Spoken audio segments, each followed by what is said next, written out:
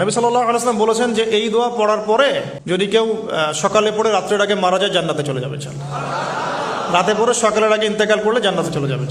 সাইয়্যিদুল ইস্তিগফার। আমার সাথে বলবেন, আল্লাহুম্মা আনতা রাব্বি লা ইলাহা ইল্লা আনতা খালাকতানি আনা আবদুক ওয়া আনা আলা আহদিক ওয়া ওয়া'দিকা মাস্তাতা'ত আউযু বিকা মিন শাররি মা সানা'ত আবু'ু লাক বিনি'মাতিকা আলাই ওয়া আবু'ু বিযানবি ফাগফির লি ফাইন্নাহু লা ইয়াগফিরু যুনুবা ইল্লা আনতা।